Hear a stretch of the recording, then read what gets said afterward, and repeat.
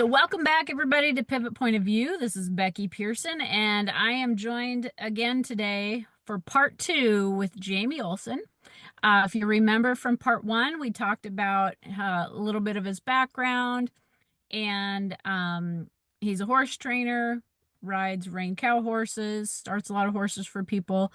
But he had kind of came into the woes of being an aging horse trainer and kind of had a little bit of a wake-up call and how being a little out of shape and a little overweight kind of led to this streak of bad luck. And so we're going to pick up our conversation where we left off last week and dive into a little bit about how Jamie made those exact changes to help his weight loss journey and to help heal his shoulder and got all healed up from his broken leg. And so, welcome back to the podcast, Jamie. Thank you for joining me for part two.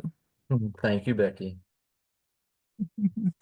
All right, so we left off talking about the streak of bad luck that you had. So we talked about first you got kicked in the leg and broke your leg, and then almost a year to the day later, you got bucked off and tore up your shoulder. You had a partial tear of your subscapularis muscle, which is part of your rotator cuff.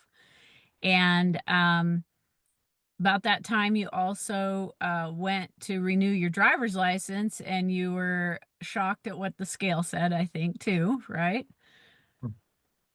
Yep. But any rate, yeah. So Yeah. the shoulder issue, as we were talking, it just seemed like one thing after another. And when I got into the got into trying to attempt a journey of lifestyle changes there, because of my shoulder being froze and because of the constant pain throughout my whole body. Not knowing what was the culprit, what was you know, I couldn't think that I was just getting, if that's what old age really felt like. And I'm not old by any means. I haven't turned 50 yet. So we uh we just keep struggling through the journey and thinking every day can be the same. But I decided there in October of 24 that I needed to make a change. I wasn't happy with the way I was riding. I felt like I was just I couldn't sit a horse. I just couldn't ride a slide and stop. I didn't feel comfortable, balanced left and right. I didn't feel like, I felt like I could spin my horses good to the right, but couldn't spin my horse good to the left. It was just a lot of little things going on with a lot of with with multiple horses. It's so as a horse trainer, you know that if all your horses are doing similar things, um, you learn that it's the rider and not just the individual horses. They can have bad days also. But so building off of that shoulder and deciding to change my journey as I did there, um, going into the winter time of 24, which in some ways is a challenge itself. You got, Thanksgiving meals coming up and um shorter working days. You're in the house more, Christmas was coming up, New Year's, all the good excuses of why you should indulge yourself with more to eat than what your body was actually burning off was coming up, and it was a struggle. But so, kind of getting back to all of that, with the fasting and trying to build into what I was putting in my body, and as I got going through that journey in October and November there, I learned that, by cutting out the canned or the cans of pop a day that I was drinking, which wasn't extravagant. It was really only typically one a day. And same thing with a couple cans of beer a day. And I didn't feel like I was like those three little items should be making a difference. But when I cut them out of my diet completely, um, and then I lost some immediate weight, but the weight wasn't my biggest trigger. It was how much better I felt. Like my knees quit hurting, my feet didn't hurt as bad, my back, um, and I was able to just kind of keep going, feeling better, and that's what really kept me striving for looking for that, you know, looking for more better diet, I guess you would say. I wasn't necessarily trying to diet. I was just eating better. Um, and then once I mentioned it all to Micah that what I was doing, she was on board, and I was cutting down the amount. When I'd come in at supper time, I was reducing the amount of what I was eating. And when I got into the fasting, I found it very interesting. Um, you know, how your body, it takes a lot to trick your body to start burning or to start going back to your stored fat, which I was, putting a little bit of that around my midsection. Mhm. And So, as we were can building I off of that, go ahead. so why did you pick intermittent fasting?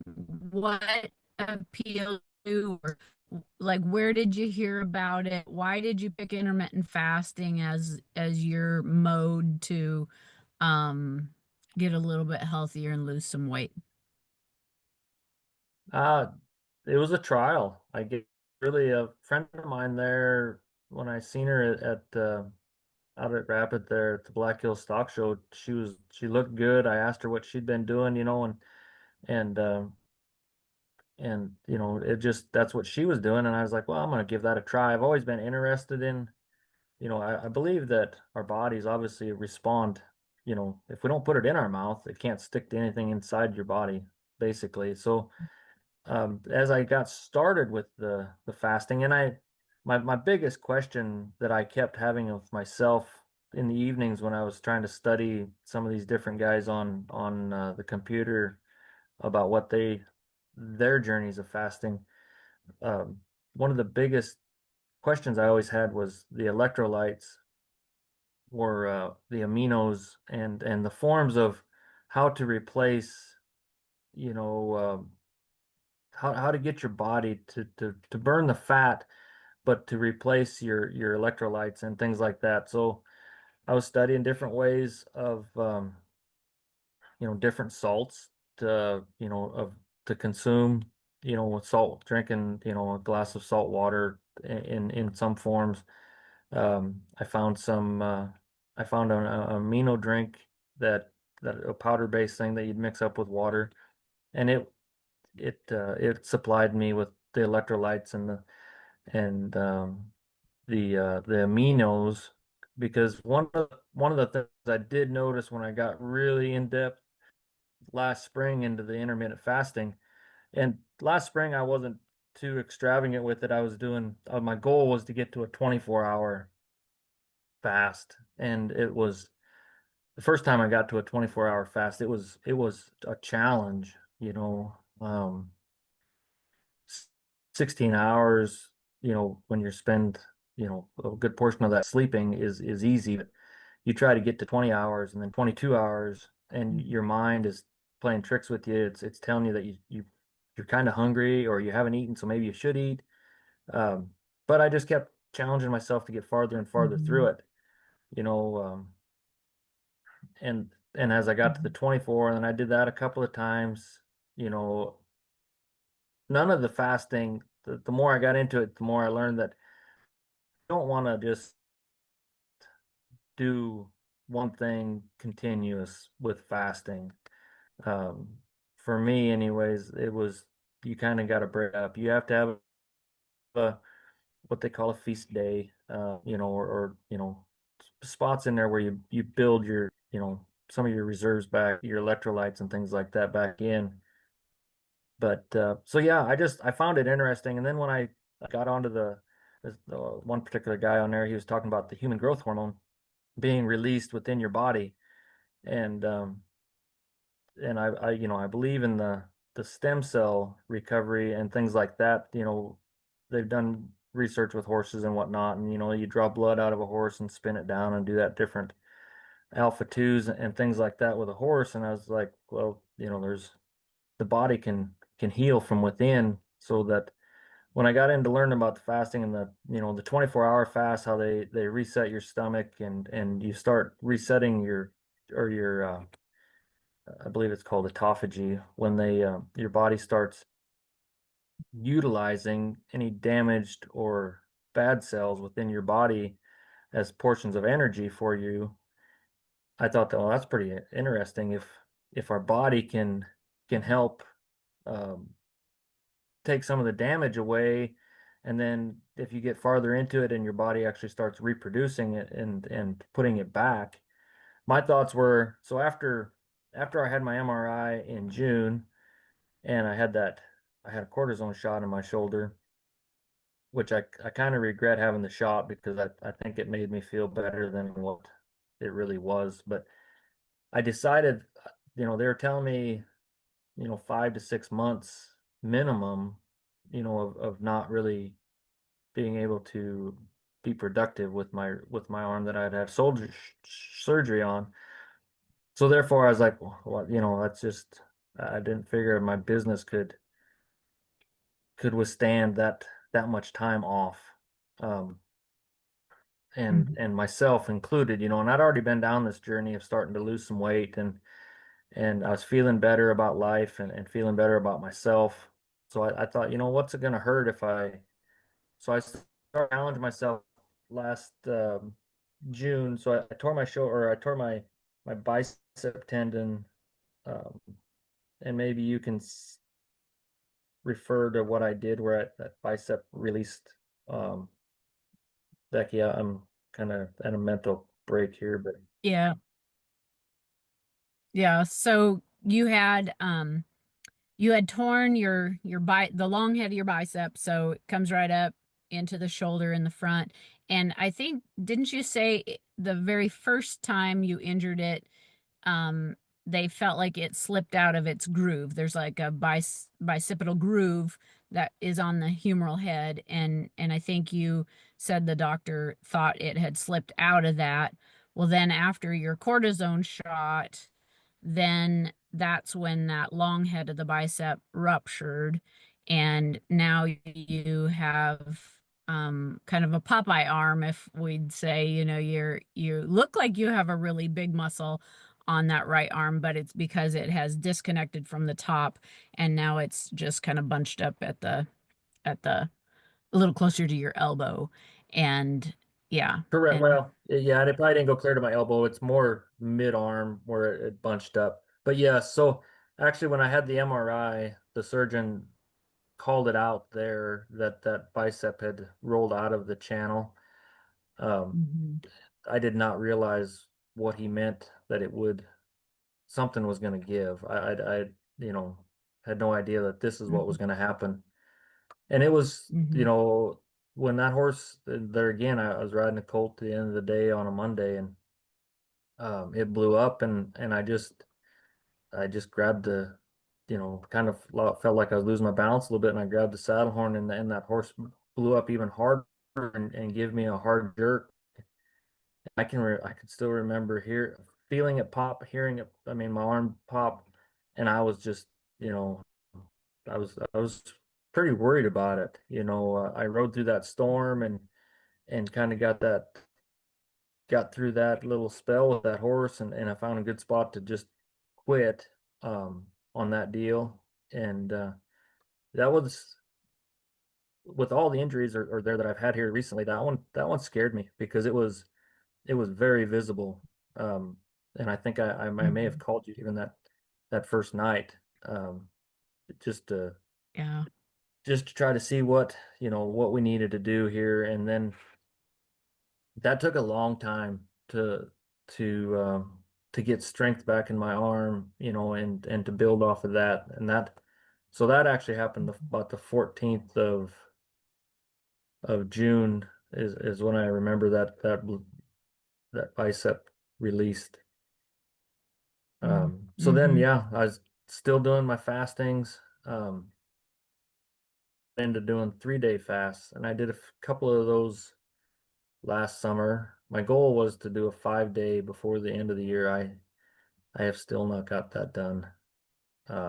It I'm a little worried of trying to do a 5-day with a full workload and or with any travel time in there because I don't want to put myself or anybody else at risk if I was on the road um, Hmm. with that. But So let's talk and about that's that. just my Let's journey, I talk guess, about, with fasting.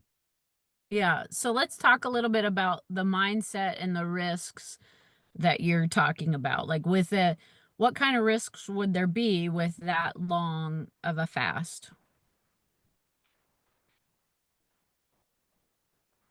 Well, you just for me, like the longest I've done has been 80 hours, th 3 days and 8 hours.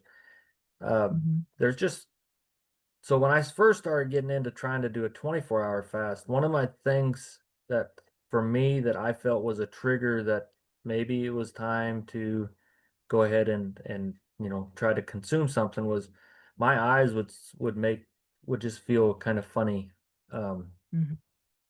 I could still see, but they just and I wouldn't get headaches, and I felt fine, but my eyes would just do funny things, twitching a little bit or just feeling tired. Um, so that was kind of what I used as my barometer of how far I could push something was just my eyes. I mean, your stomach will go through stages where it's telling you that, it's hungry and that's part of the mental part of it too.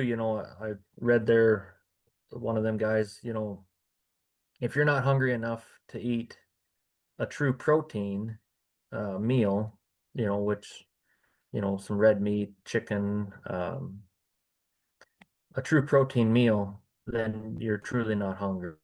If you're thinking you're wanting to go eat a, slice of bread or a handful of crackers, with the carbs that are involved in that during your fast, you're truly not hungry. You're just bored and wanting to eat.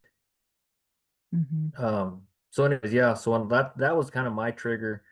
But when I was doing the 3-day fast, I had to tell myself I wanted to work through it.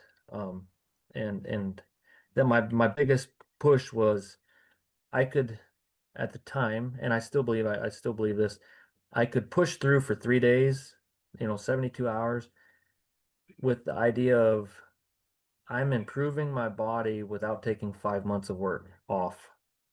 Because I can still remember the short period of time when I broke my leg and I was driving around here in the golf cart or sitting in the chair because I couldn't go outside. I mean that's completely detrimental.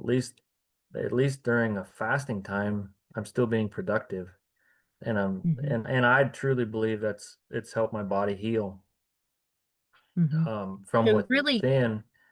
mhm. Yeah. Go So ahead. like the mental side of things, mentally to get through that, you're saying like you just kept telling yourself this is better than 5 months off for surgery. So I can handle, 24 hours of not eating and those kinds of things. What other mental strategies did you use? Because I mean, it is a huge mindset, and we know competing with horses is a huge mental game too. So like, were there any parallels um in this versus the mindset that you use like when you enter the arena? Are there any similarities? Anything? Did it make you Oh, mentally yeah. tougher? For sure. Hmm. It does because, so the all of that, when I lost, so when I was losing weight, and I might have taken that a little bit to an extreme last summer. I went in a course of about 7 months, 8 months, I lost, a total of 50 pounds. Um, when my original goal was just to do 25, and at 25, I was having so much fun with it, I went to 30, and I still felt good at 30, so I went to 35 and then 40, and then loss of 40 pounds, and so I kept building off of that, and it kind of, that kept pushing me is like, well, you can do it this, do it this far. And then I kind of got to a point where a lot of people, a lot of very close people around me says, they were getting a little concerned that there may have been more wrong. And any rate, I kind of come to a stop once I hit 50 pounds, and it was more of a mental thing. So currently, so a year into this deal now, and I've been able to so I did put on between 10 and 15 pounds. It kind of fluctuates right there where from where I hit my low. And I feel really good about where I'm at right now with my weight. Um, it's kind of funny, you get into this stuff, and I'm the kind where the doctors or specialists say just weigh yourself once a week. Um, I can't do that. I do it every day. And it's just my mental, um, just for me. I mean, I have a barometer, and so being a year and a half into this now, and I don't journal it, I don't write it down. There for a while, I was writing it down on a piece of paper every week as I was going down in weight to see my progress, or as I was going down. But now I don't journal anything. I just um, I just go through and kind of keep track of where I'm at. And like yesterday, I did a fast. I did about 17, 18 hours, I think it was, between the last time I ate to when I ate again yesterday afternoon. And and yeah, I mean, it's amazing. It really is. The sugars, I used to believe that, yeah, if you consume some sugar when you're driving, that'll keep you awake. And it is just the opposite. I've learned where I just if I have a long road trip ahead of me, whether it's 6 hours or 12 hours or 15 hours, if I can just fast, I can make it way easier of a trip than trying to consume, a sugary drink or a sugar, candy bar or whatever. But you're And not going so yeah, completely without things like you're drinking water, you're do you can tea and coffee when you're fasting, right? correct. So yeah, it was no, so yes, I was consuming water, and I would consume some salt water along with it. We had some, or we still use I'm trying to think, it's Celtic sea salt, I think is what it is that we're using now. But so I would dissolve some salt water, drink that, drink coffee. I'm not much of a tea drinker, so it's just been, straight black coffee. And Mhm. um, yeah, so that's what water and coffee basically is all I was consuming. And and then the amino drink I would drink, being that we have to buy the amino drink in town or buy the powder stuff in town. I would limit myself to one drink a day because it does kind of taste like Kool-Aid. I mean, you kind of it does help give you a little extra charge after you drink it, but it doesn't break the fast. And so then as I got into the fasting and uh, just learning about it, you don't starve yourself because your body learns to break things down and use what's within. The problem is you got to, like, when I first got into it, I just felt like I wasn't burning, the stored fat basically off my midsection and my legs and things like that. And the more I learned about the fasting there, there's a point where you have to trick your body into getting there to utilize it. And a lot of the doctor, the people that I was listening to there, they're saying you got to get to a 36-hour fast to trick your body. And it was amazing the amount of weight I lost prior to getting to a 36. And then when I was able to withstand a 36-hour fast there, and then I come back, I did the 36-hour fast, and then I come back 2 days later and I went back on my 16/8. And it was amazing what that next month did. The transformation of my midsection, it finally got to where I wanted it to. In my jawline, my neck, all of that stuff. Um, it really broke through right there. Now you gradually build up to your 36 hours, like, because a 16-hour fast, like you said, is pretty easy when you spend 8 of it sleeping.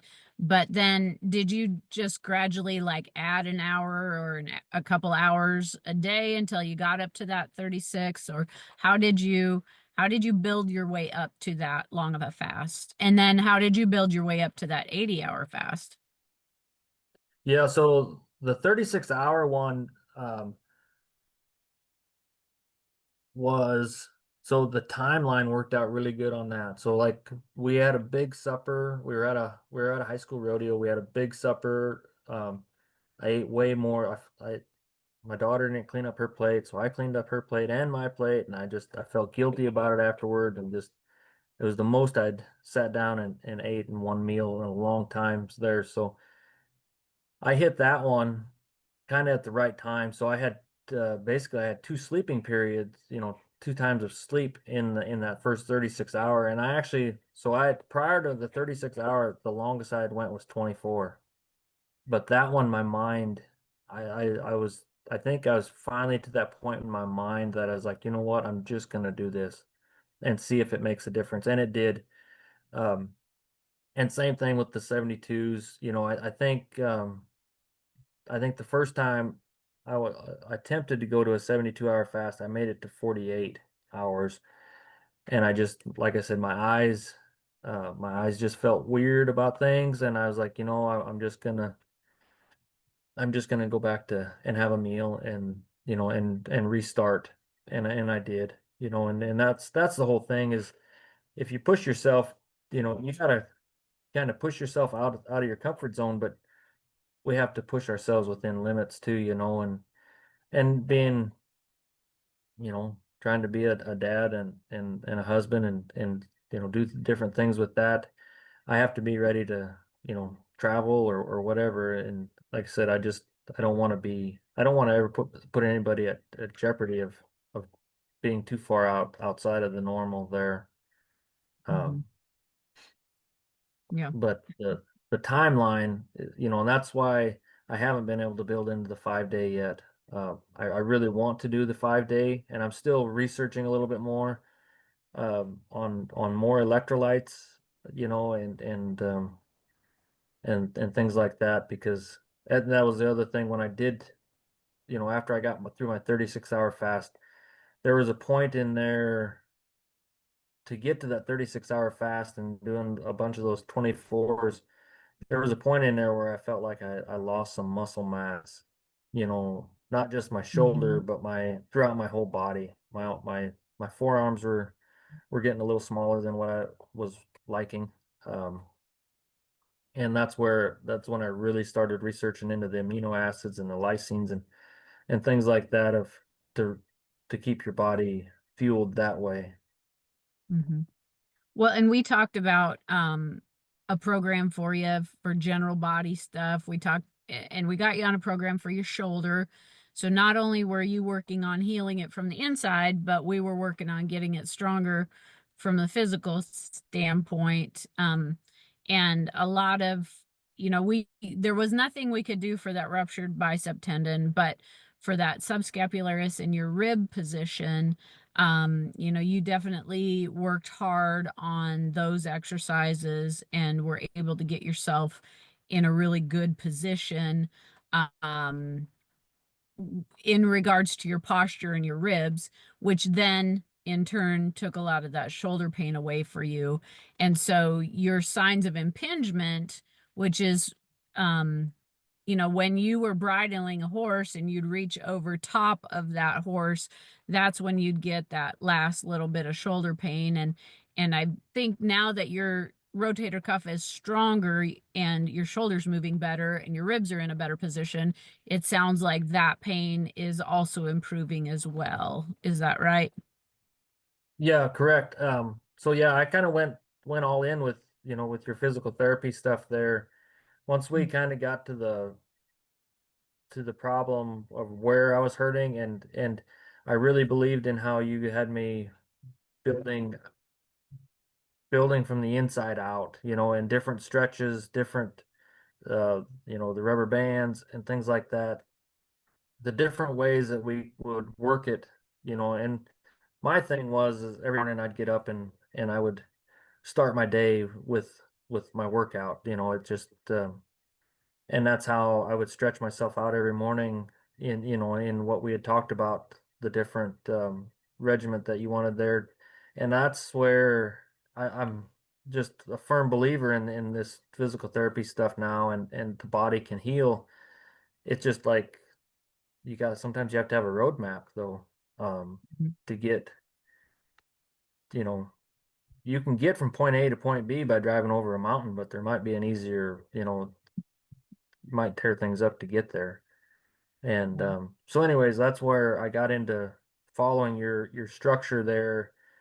And, because yes, the last impingements I've had here was when I would get my elbow up, to bridle a horse, and the getting the elbow up was not the problem. It was when I would rotate my wrist to to tuck their ears into the headstall and whatnot.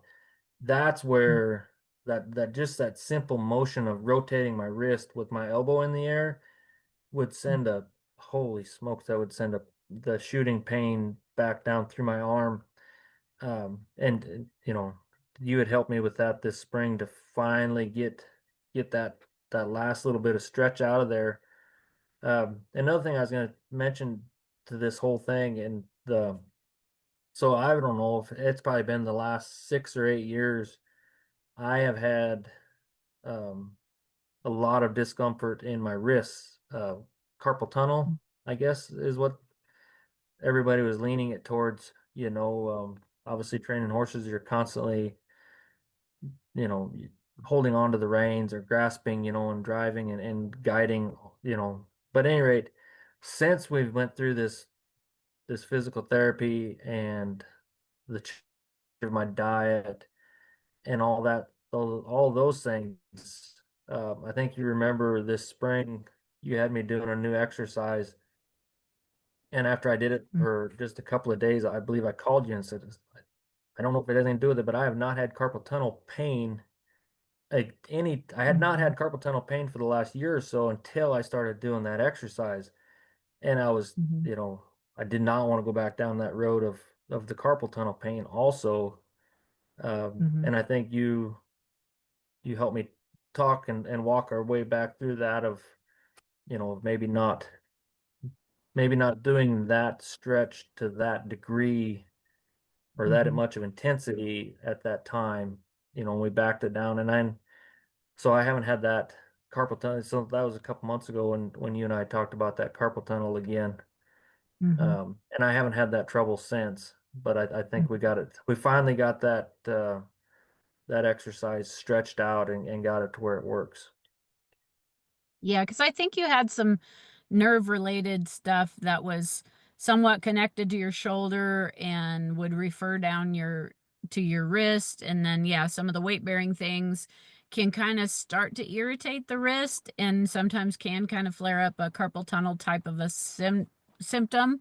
But you also kind of have to work through that stuff a little bit too, but there's a fine line there. So I think we had a great conversation of, what can be contributing to that pain and then what can be modified or, changed to address that. And you know what's going on in your body, and then, you were good about communicating that so we could try to problem solve it to figure out what was going on there. So if somebody was Yeah. having you know, issues or they're maybe what advice do you have for people if they're either having some just general health decline and they're in the horse business, or maybe young trainers that, you wish you would have known, what would you have told a 30-year-old Jamie, in regards to your body and your health. And what great words of wisdom do you have for us, Jamie? No, I don't know about the wisdom. But yeah, so back in the day when I was in college, I remember one of my first instructors, she told us in class there that, as if we're going to be in the horse industry, expect shoulder injuries, and Mhm. I got lucky, I guess. I truly I made it 20 years, a little over 20 years of full-time horse training and cowboying of before I had any shoulder injuries. And I've always felt like horse training itself, doing it, here by ourselves and doing there's a lot of physical labor. So I always felt like I'm able to do my daily job that I should be physically fit, but Mhm. I was letting my health kind of get aside of me there. And Mhm.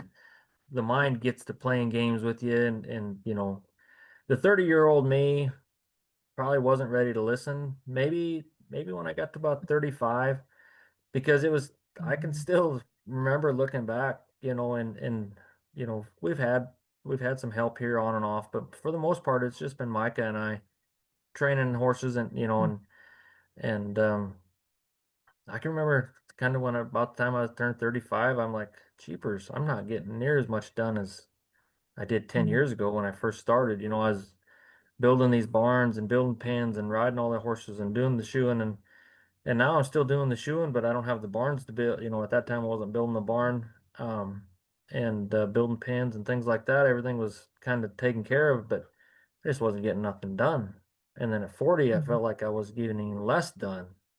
And then the kind of, whether it really meant to be or not, but at 45, I'm like, I look back and I'm like, holy smokes, I'm worthless compared to what I was doing when I was 25.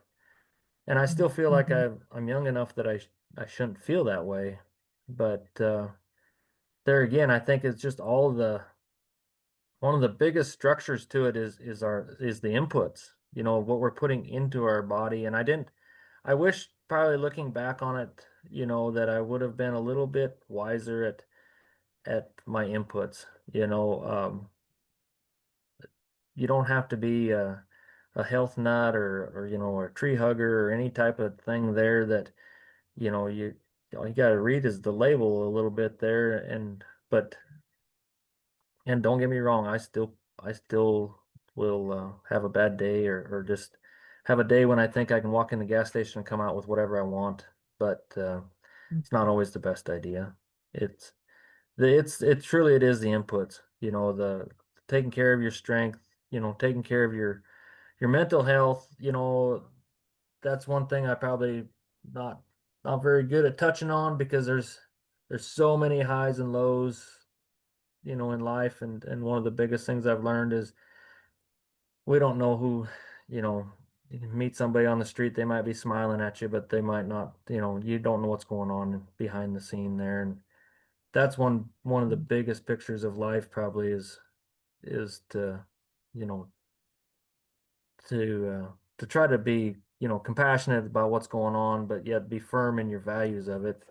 It's just as things went on here with, the year that my mom got bad sick there, and well, same year I broke my leg, and Mhm. we were having some other, just health stuff going on within the family, and just, it wears on you. I mean, you're up and you're trying to work and you're trying to get things done, and keep the bills paid, and keep progress, feeling like we're having progress. But there comes a point where, you know, the door's going to get slammed shut tight, and you're going to have to fix it. You can't just keep pushing, like my broken leg. I could have avoided that. I mean, I really could have avoided it, instead of getting into the educational part of that with that colt that day. I should have, left her tied up in the pen and not even uh, put myself in that spot. But I think somewhere out there, the good Lord said to me, you're going to slow down here one way or the other. And since you're not listening to all the other ways of slowing down, this will slow you down. And It damn sure did. Yeah. Yeah, I think he does try to talk to us, and when we don't listen, he gets louder, and sometimes he has to be more dramatic in order to get us to listen to what he has to say. So, um and sometimes it's he gets very creative in how he talks to us. So, any Yeah, other I mean, words of encouragement, wisdom that you have for us, Jamie? yeah, I think it just kind of goes back to, knowing your body and Mhm. what, what you can do, realizing what we're doing, with the sodas and and drinking pop and the alcohol and things like that. We just think it's just one drink and it's not going to make that big a difference. The thing is our dopamine reactors within our brain and all of that stuff just it truly, I am a cookie monster. I mean, I love eating cookies and but if I just have that willpower and saying not today and not today type of deal and I just keep going through that of the willpower of not eating the cookies, and then the willpower of don't eat unless you're hungry. That was one of the, you know, when Mike and I are here, you know, for the last 25 years, 12:30 to 1 o'clock is my lunch hour, and I've always taken that time to eat lunch. And at the end of the day, we eat supper together as a family, but we changed that lifestyle. If like now, if I'm on a fast or just if I'm not hungry, I don't eat. And that has probably been one of my biggest and the benefits to that is your mindset that you will survive. I mean, I have people ask me fairly regular, hey, looks like you lost some weight. What are you doing? Da da da. And I tell them, well, I don't get into a lot of length with it with a lot of people because usually most of them will shut it down pretty quick when I say I do intermittent fasting.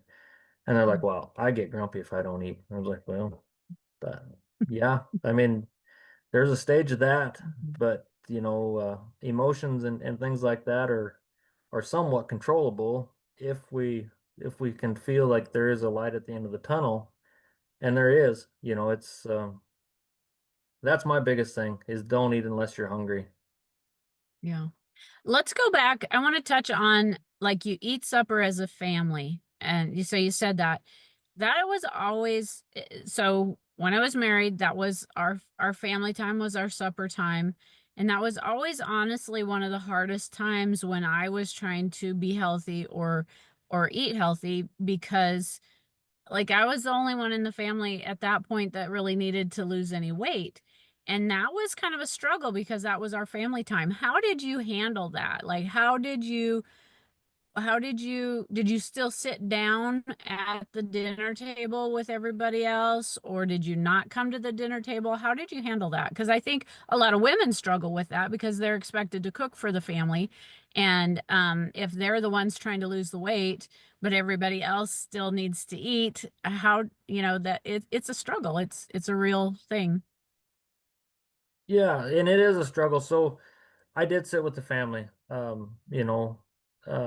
what I would do um if I was feeling sorry for myself or whatever, I'd get myself a little bit of salt, maybe put some salt on the plate, and then a glass of water and um I wouldn't sit there and lick the plate, but I would put it on a spoon or whatever and try to, and then a lot of times, I would just mix up the salt water or I would just sit there with a glass of water, and it you have to, for me, I had to differentiate my journey. This was like my wife loves me, my daughter loves me, everybody in the house loves me. It's a weird phrase to saying that people in the world love you, and they do. I mean, there's a lot of great people, but we can only fix ourselves. And so I would sit there, you know, and I get it like on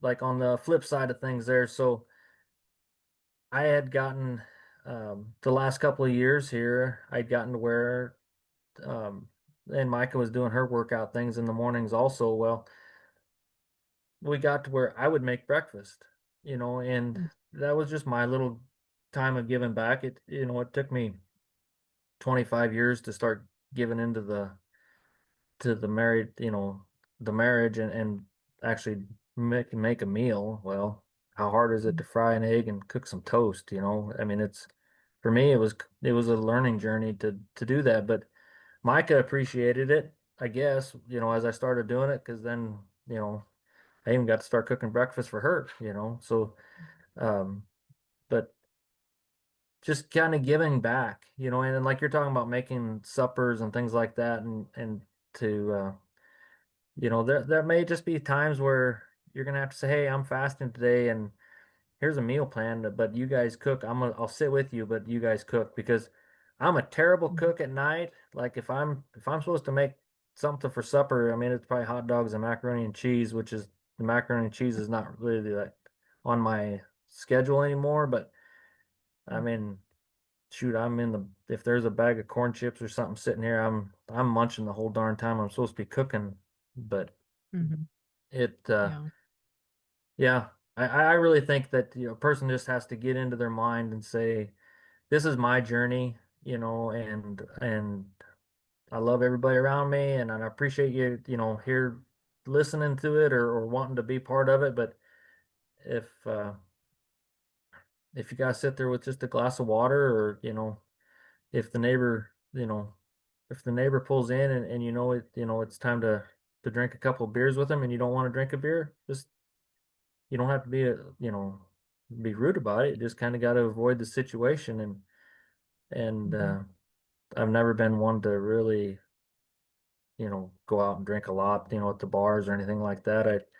I've just never really have that desire, to spend that kind of money, and things like that. But you just have to set yourself up to be, and as we get older, it gets easier, I think, to set ourselves up to be positioned to not get ourselves in bad positions. Did Right. I Right. answer your question of Yeah. how to get through a meal? Yeah. Yeah.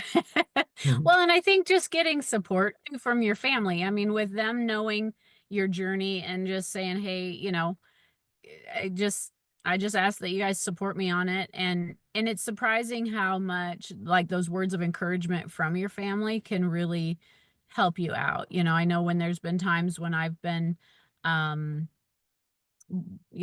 trying to make a change in my lifestyle. And if the girls will say to me, hey, I'm really proud of you for not having that dessert or whatever, um, you know, that helps. It gives you that little bit of encouragement when you are feeling sorry that you're feeling like you're deprived and not able to do the things that or eat the things that they're eating. So yeah, I think it's just important to help support each other and build each other up so that yes, it is your journey, but you can be helped by those around you. They can support you versus sabotaging you, and that's very important. So, well, Jamie, I Yeah, appreciate you being with us and diving in deeper into how you did what you did, and I'm happy for you. I'm glad that your shoulder's feeling better and that you've made some lifestyle changes. It wasn't just diet and exercise. It's truly changing your lifestyle to help give you the longevity in your career and avoid surgery, really. well, I hope so. I will add to this list a little bit, Becky, for your listeners here. I would say, so we're right here at the 1st of June now. So I would say, as of today, my right arm, right shoulder, with for my journey, I would say I'm probably 95% strength, 95% I feel really good about everything, and I think you and I talked about maybe I should go in just to have an MRI, just to see if there's change in it. But there again, I haven't got down that road. But just so you know that, I'm not masking it. I truly have my strength, I have my balance, and it feels good. Like I don't hurt like I did like I did a year ago. Um, Awesome. so And it's but not yeah, a quick fix. so no, Yeah. but it's still quicker. Really, it's been pretty good. Without having to sit around and go through surgery and I'm sure there's a lot of great surgeons out there that are going to think I'm crazy about this whole idea, but I've talked to a few people that they have had surgery and they're still not right. They're still going in for another surgery or this or that. And I just, I can't put myself through that yet. Yeah. Yeah. Sometimes it just absolutely needs to happen, but I think this is a great testament to trying physical therapy and trying some alternative stuff first, and seeing where that gets you because a lot of times you can avoid surgery and it you know if you would have went through rotator cuff surgery right away when it happened, it probably still would have taken you a year to recover and get to 95% strength. If you are actually were even at 95%, you're probably way better off right now than you would have been had you went through surgery. Plus you wouldn't have been down the income and being out for 5 months of no riding horses and stuff like that. So it is Well, great to be able to try that first if people can. and I think the mental aspect of it, that it's the one thing to get through the pain and things like that. But for me, just mentally not being able to do my job or a job, and provide for the family. I think that would have, like I said, I personally don't think a year ago, um, with everything that was going on, I don't think my business would have come back. I think there's always, I got great customers and there's a lot of great customers that would like to send horses. Also, there's always horses to ride, but I just feel like at that time I would have probably went down. I would have just went to the stage of saying, well, now I have to sit here and do nothing. I don't Right. think I could have had that deep down drive to exploring these other avenues, maybe. Um, Mhm. and that's where I come down to it was the mindset is like, well, I remembered what it was like to sit around with a broken leg, and I don't want to do that for my shoulder. Yeah. But Yep. so yeah, so Yeah. thank you so much, Becky, for the opportunity to visit about this a little bit, and all your help with the pivot point and getting my shoulder because it was a great big relief knowing that during the high school season that I was going to get to see you most every weekend, spring and fall, and the friendship and like you said before, we kind of got to know each other through the kids, but it's been a great friendship and you know it's just it's been a good journey. I'm not done yet. I'm still pushing forward and I'm still waiting for that next great horse. And I got some really good ones I'm riding again and I feel good about Good. it. I just feel way better about the whole outlook on that I can accomplish something rather than I'm hurt again. Yeah. Yeah. Well, I'm happy for you. I appreciate your guys' friendship and all the support throughout the years. And we're not done hearing from you. I know we're Mm. gonna see you in the winner's circle, and then we get to do a podcast, talking about a big win. Yeah, I hope. Like I said, I got a couple good ones. I Yeah, got a couple really good ones this year. So good. But yeah, and the kids are rocking and rolling on the rodeo thing. We're about ready to head into the state finals week coming up here in a couple weeks, and it'll be exciting to see Yeah, to see how the girls end up here this year.